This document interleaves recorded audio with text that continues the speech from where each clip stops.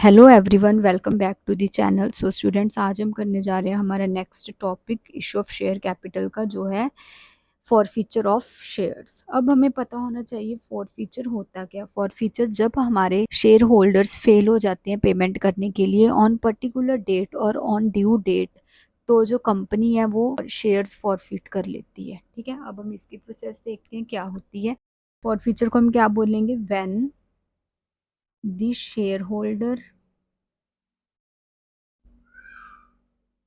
fails to pay the amount on due date, then company gives notice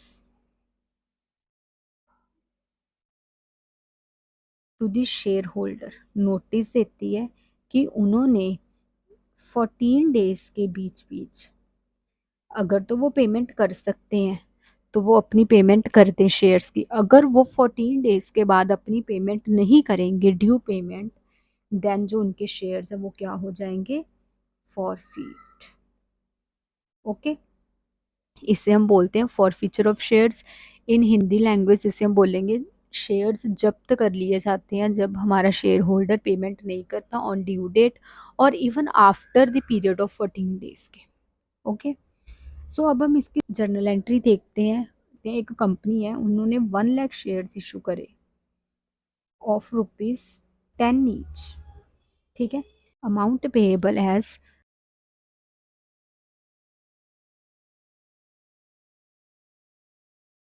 ₹3 application, ₹2 allotment, ₹2 first call, ₹3 second call.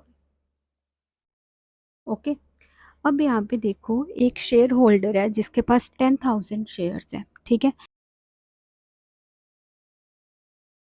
उसने हमें application भी दे दी है, उसने हमें allotment भी दे दी है, लेकिन उसने हमें फर्स्ट कॉल भी नहीं दी और ना ही उसने हमें सेकंड कॉल दी है। ठीक है, अब हमें पता है जो 10,000 शेयर्स का हमारे पास ₹5 हमारे पास आ गए हैं।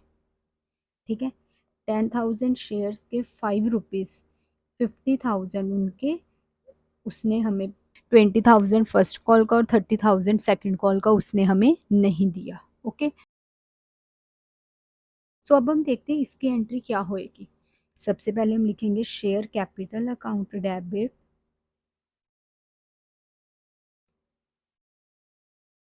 To share. अब जो जो पैसे हमें नहीं रिसीव हुए, ना ही हमें फर्स्ट कॉल रिसीव हुई है ना ही हमें सेकंड कॉल रिसीव हुई है, to share first call account, to share second call account,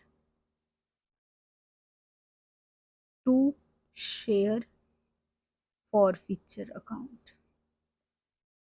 अब बच्चे देखो, फॉरफीचर में हमारे वो अमाउंट आती है जो हमने रिसीव कर ली हुई है, amount received. Okay, first call में जो हमारी ड्यू है, जो हमारी ड्यू बट नॉट रिसीव्ड। ठीक है, नॉट रिसीव्ड, ये भी हमारी नॉट रिसीव्ड। ओके, यहाँ पे हमारी total face value of the share 10,000 into 10, 1 lakh. Okay, जिसमें से हमारी फर्स्ट कॉल है 20,000 की, 20,000, सेकंड कॉल 30,000 की, और फॉरफीचर 50,000 हमें रिसीव हो गया। ओके, ये हो गए हमारे, जब हमारे पास जो शेयर है हमें शेयर होल्डर ने पेमेंट नहीं करी। ओके, सो अब सेकंड है, नेक्स्ट केस है इसके रिलेटेड, प्रीमियम के रिलेटेड, कि अगर उन्होंने प्रीमियम पे कर दिया हुआ है और नो। अगर यहाँ पे हमारे पास 2 केसेस बनेंगे। If the premium is paid, अगर तो उन्होंने प्रीमियम दे दिया तो कंपनी ने इस बात का जिक्र भी नहीं करना कि हमने प्रीमियम रिसीव कर लिया हुआ शेयर होल्डर से। उन्होंने जस्ट फेस वैल्यू से ही हमने एंट्री डाल देनी है।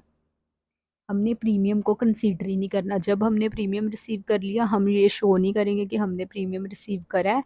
प्रीमियम जो एक शेयर होल्डर ने दे दिया वो बस दे दिया। अब वो कंपनी नहीं शो करेगी कि हमने ये शेयर्स प्रीमियम के ऊपर इशू करे थे। Okay, if premium is not paid, अगर प्रीमियम नहीं पे करा, देन कंपनी जो है वो शेयर होल्डर को डिफॉल्टर शो करेगी कि इसे हमने प्रीमियम पे शेयर्स इशू करे थे लेकिन इसने हमें प्रीमियम भी नहीं दिया। ओके, फर्स्ट केस में तो हमारी सेम एंट्री होनी है जो हमने पीछे करी है, but in second case if the premium is not paid तो हमारी एंट्री क्या होएगी? देखो, share capital account debit, security premium reserves account debit to share first call account to share second call account to share forfeiture account. Okay, अब यहाँ पे हमारा suppose हमारा 10 रुपीज़ का शेयर है, 2 रुपीज़ प्रीमियम के हैं। ठीक है, प्रीमियम हमारा फर्स्ट कॉल पे था, हम मान लेते हैं 5 रुपीज़ हमने रिसीव कर लिए। 2 रुपीज़ हमारे फर्स्ट कॉल पे थे, 4 और 3 हमारे सेकंड कॉल पे। यहाँ पे हमारा 2 कॉल के थे और 2 हमारे प्रीमियम के थे। वो हमने जिस पर्टिकुलर कॉल पे हमारा प्रीमियम था, हमने उस पर्टिकुलर कॉल में उसे क्रेडिट साइड पे प्रीमियम ऐड करके रिप्रेजेंट कर देना है। ओके, अब देखो इसमें और क्या है।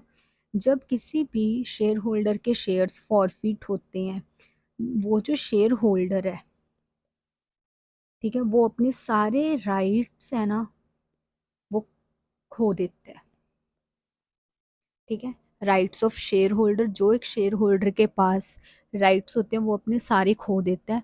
अब उसके पास फिर उसके पास कोई भी राइट नहीं रहता। ठीक है, जो पेमेंट उसने करी भी होती है कंपनी उसे वो भी रिफंड नहीं करती। सपोज उसने 7 रुपीज़ पे करे हैं 10,000 शेयर्स के, दैट इज 70,000।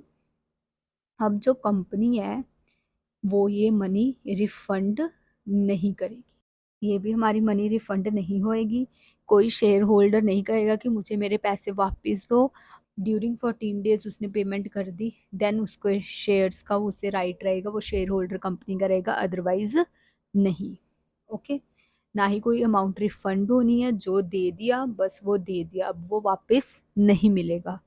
और प्रीमियम के टाइम पे हमने देखा अगर तो प्रीमियम पे कर दिया तो कंपनी उसका नाम भी नहीं लेगी। जो मिल गया पैसा वो मिल गया बस। अगर नहीं पे करा देन कंपनी और डिफॉल्टर्स शो करेगी कि ये हमने इस शेयर होल्डर को प्रीमियम पे शेयर्स इशू करे थे लेकिन इसने हमारा प्रीमियम भी नहीं दिया। सो स्टूडेंट्स, ये था हमारा आज का टॉपिक। आज हमने करे हैं फॉरफीचर ऑफ शेयर्स, हमने शेयर्स कैसे फॉरफिट करने हैं, क्यों करने हैं, कब करने हैं। ओके, होप सो आपको आज का टॉपिक क्लियर हुआ होगा। Please students do subscribe, like, share and comment. Thank you so much.